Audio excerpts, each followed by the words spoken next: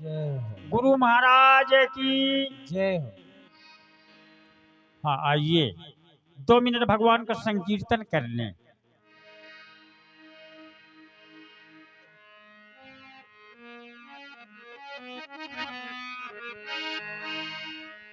ओ तेरा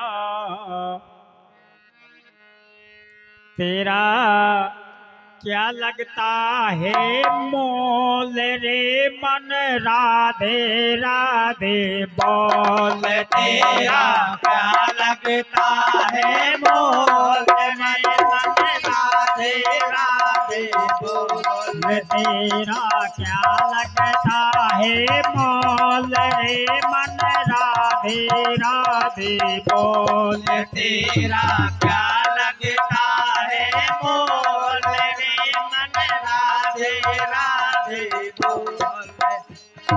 किसने दीनी बुरी दिलासा, किसने दीनी बुरी दिलासा, किसने दीनी बुरी दिलासा, जिसने दीनी बुरी दिलासा, क्यों करता जीवन की आशा, क्यों करता जीवन की आशा, क्यों करता जीवन की आशा, क्यों करता जीवन की आशा। तेरी हर जय हो। बोल रे मन, राधे राधे बोल। तेरी हर एक श्वास बोल रे मन, राधे राधे बोल। तेरी हर एक श्वास अमोल रे मन, राधे राधे बोल। तेरी हर एक श्वास बोल रे मन, राधे राधे बोल। तेरा क्या लगता है मोल रे मन, राधे राधे बोल। तेरा क्या लगता है मोल रे मन, राधे राधे बोल। सच्चिदानंद भगवान की जय हो। हाँ सज्जनों, उस टाइम पर जब इधर वो संत जी ने श्राप दे दिया कि तू कोड़ी बनी जाएगा, इतना कहकर वो संत जी भी आगे बढ़ गए। लेकिन राजा का चिंता बदू चिंता करवा ला गया और सभी बारातियों को रोका। ए भाइयों ठहरो, संत जी ने मुझे श्राप दिया और क्या कहा कि तू कोढ़ी बन जाएगा, सारे तारा शरीर से कुष्ठ रोग निकलेगा, कोढ़ी बनी जाएगा। तो भाई क्या सत्य है? लेकिन कुछ नवयुवक लोगों ने अनसुनी बात मानी। लेकिन एक बुजुर्ग था, एक डोकरो था, डोकरो एक बुढ़ा डोकरो मानस था। तो वो डोकरा बुढ़े डोकरे ने क्या कहा, ए भाई ठहरो इधर, ए मारी बात हमारे रे भाई सामड़ो, वहीं कहीं देखता पाछी आओ से। बोलिए भक्त और भगवान की जय। इधर को ध्यान देना, उधर नहीं ध्यान देना। वो तो जाएंगे तो वापिस आएंगे भी, लेकिन हम नहीं आएंगे बार बार, हम नहीं आएंगे। वो तो आते ही रहेंगे, उनको आना ही आना है। हमारा जाना हुआ तो आना नहीं होगा, तो हमारी तरफ ध्यान दो। उस टाइम पर तो एक डोकरे ने कहा, भाई तू कोड़ी अवश्य होगा। बोले क्यों? तो वो डोकरा मानस शू कैसे, प्रथा न होए देव ऋषि वाणी, प्रथा ऋषि वाणी, प्रथा न होए देव ऋषि वाणी, प्रथा न होए देव ऋषि वाणी। जो मुनि कहा सत्य हम जानी, जो मुनि कहा सत्य हम जानी, जो मुनि कहा सत्य हम जानी, जो मुनि कहा सत्य हम जानी। आहा, आपको कौड़ी होना पड़ेगा भाई, लेकिन ऐसा करो आप घोड़ा से उतर जाओ। अब घोड़ा से उतरी ने और दौड़ता दौड़ता जा, यही कहीं निकट वो संत जी होंगे, तू दौड़ करके वो संत जी से क्षमा और माफी मांग, और तुझे क्षमा कर देंगे। लेकिन तारा कुष्ठ, थारी बीमारी, तुम्हारी बीमारी सारी दूर थी जैसे। और राजा का छोकरा घोड़ा से उतरी ने और दौड़ता दौड़ता गया, तो संत जी एक वृक्ष के छांव के नीचे बैठा। जब वो वृक्ष के छांव के नीचे बैठा तो वो दौड़ता हुआ चरण पकड़ लिए, पग पकड़ा और बहुत जोर से रोने लगा और कहता है, महाराज त्राहिमाम क्षमा करो, क्षमा करो महाराज, मैंने बहुत गलती थी, आपको अशब्द अपोजिट वाणी मैंने बोला, तो महाराज मुझे क्षमा कर दो। तो संत जी सूखे,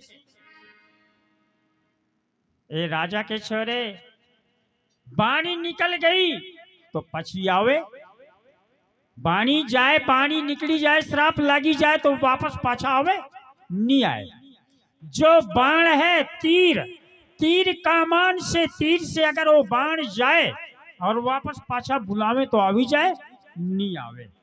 बोले कोड़ी तो तू बनेगा 1000 वर्ष, 1000 वर्ष तक तू कोड़ी रहेगा, लेकिन तुम्हारा कुष्ठ ये कब दूर होगा? जब तू ब्रह्मा जी के दर्शन पाएगा, जब ब्रह्मा जी के दर्शन पाएगा तभी तुम्हारा कुष्ठ सारा दूर होगा। इतना कहकर के वो संत जी पधार गए और राजा का छोकरा गया घोड़ा में बैठ करके। जब थोड़ी दूर बढ़ा तो उसके शरीर से, अंग से कुष्ठ रोग शुरू चालू हो गया। जब कोढ़ प्रारंभ हुआ उसके अंग से, शरीर से, तो बास बदबू आने लगी, बदबू। जब उसके अंग से, शरीर से बदबू आने लगी, जितने बाराती लोग थे वो सब घेरना करने लगे। चलते चलते कहां पर पहुंचे? एक ग्राम में पहुंचे। कौन से ग्राम? उस ग्राम का नाम मणिपुर। ओ मणिपुर ग्राम में पहुंचे तो मणिपुर ग्राम में बहुत पुराना एक पीपल का वृक्ष था। उस पीपल के वृक्ष के नीचे एक पक्को ओटला था। उस ओटले में छोटी सी मंदिरी, छोटा सा मंदिर बना था। उस मंदिर में माता जी की मूर्ति स्थापित थी। लेकिन उसी जो है ओटले में वो कोढ़ी को डाल दिया परिवार के लोगों ने, और डाल करके वापस अपने अपने घर गया। वो कोढ़ी पड़े आवाज लगाता है, रोता है और आवाज लगाता है। उसको शरीर में बहुत बड़ा दुख होता है। लेकिन सज्जनों, वहीं वो पीपल का जहां वृक्ष लगा, उस ओटले में जो कोढ़ी पड़ा, उसी मकान के सामने एक ब्राह्मण का मकान था। और उस ब्राह्मण के एक ही छोरा और एक ही छोरी थी। ब्राह्मण ने विचार किया, हमारी छोकरी है, मैं छोकरी की शादी के लिए कहीं संबंध ढूंढूं। अपने छोकरा से बात कही तो छोकरा ने कहा, नहीं बापू, बहन है हमारी, मुँह जा करके मैं वर ढूंढूं। बोले नहीं, छोकरी तो मेरी है, मैं जा करके मैं संबंध में अपने लायक करूंगा। छोकरा ने कहा, नहीं बापू, मैं करूंगा। दोनों पिता और पुत्र में, छोकरा और पिता बापू में, दोनों में झगड़ा हो गया। जब दोनों में झगड़ा हो जाता है तो उस टाइम पर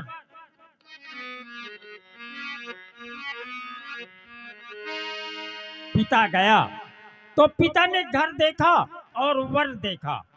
उन्होंने घर को प्रसन्न किया, छोकरे को प्रसन्न किया, ब्राह्मण को बुलाया, ब्राह्मण के द्वारा लगन मुहूर्त निकलवाया और वो लगन पत्रिका लेकर के वापस घर आ गया। जब दूसरा दिन हुआ, वो छोकरा दूसरे गांव को जाता है। जब वो दूसरे ग्राम को गया तो उसने अपने बहन के लिए वर देखा। जब वर देखा और घर मकान भी देखा, ब्राह्मण को बुलाया। ब्राह्मण के द्वारा उन्होंने शादी की, लग्न की मुहूर्त और लग्न पत्रिका निकलवाया। जो उनके पिता जो लग्न पत्रिका लेकर के आए थे, वही दिन, वही डेट, वही तारीख, उसके भाई के भी वही दिन वही तारीख को भी लेकर के दूसरी लग्न पत्रिका लेकर आ गया। अब ये दोनों में, पिता और पुत्र में, दोनों में झगड़ा और विवाद हो गया। लेकिन सज्जनों विचार करें, इधर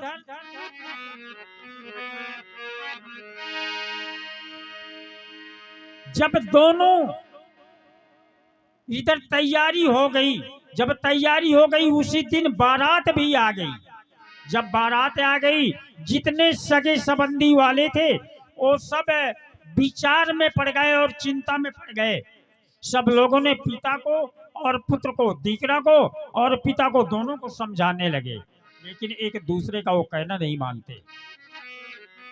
तो इधर भगवान विष्णु गरुड़ जी से क्या कह रहे हैं? गरुड़ जी मेरी बात सुनो। घर बैठी एक कन्या की किस्मत रंग दिखाई है, और उस लड़की के बहन को दो दो बारातें आई है। उस लड़की के प्यार दो दो बारातें आई है।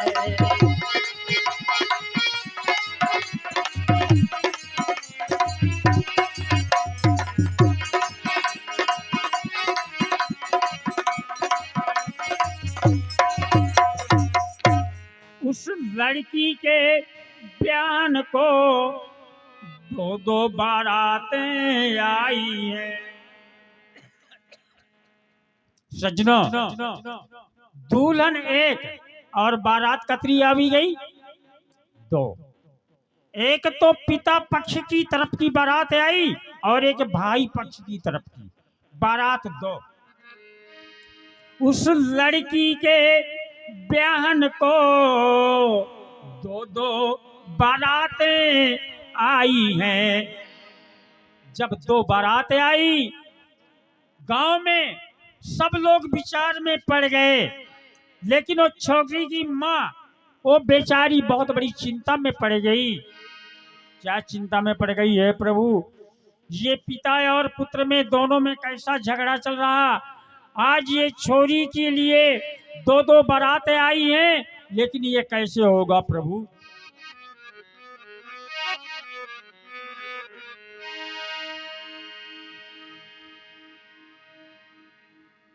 उस टाइम पर इधर जब वो चिंता और विचार में पड़ी, इधर भगवान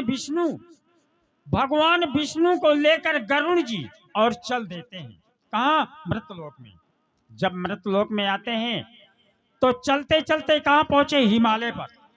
हिमालय में जब पहुंचते हैं तो भगवान विष्णु बोले गरुड़ जी से, गरुड़ जी ठहरो, 5-10 मिनट हम यहाँ रेस्ट ले लें।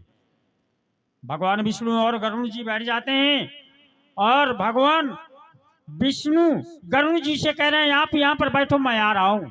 और भगवान विष्णु आते हैं तो क्या देखा कि दुल्हन एक है, दूल्हा दो है उस मणिपुर ग्राम में, और पिता और पुत्र में, दोनों में झगड़ा और विवाद चल रहा।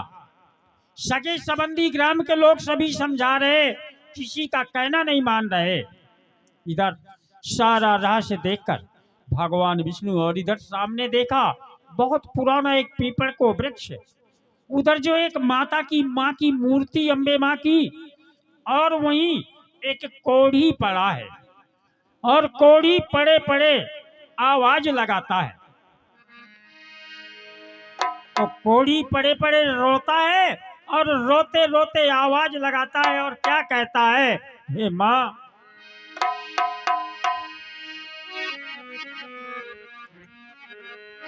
करो कृपा एक वारी अम्बे, करो कृपा एक वारी अम्बे हे माँ दर्श दो, माँ दर्श दो। हे माँ दर्श दो, हे माँ दर्श दो।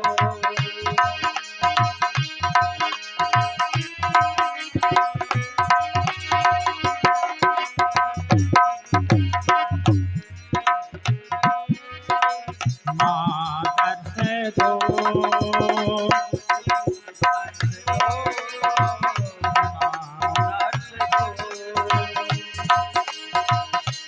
माँ से यही आवाज लगा रहा है कोड़ी कौन, जो संत जी ने श्राप दिया था। भूखा और प्यासा बच्चा माँ को पुकारे, आ जाओ मैया तेरी राह निहारे। प्यासा बच्चा माँ को पुकारे, आ जाओ मैया तेरी राह निहारे। ओ करो कृपा एक बारी अम्बे, माँ दर्श दो, ओ माँ दर्श दो, माँ दर्श दो, माँ दर्श दो।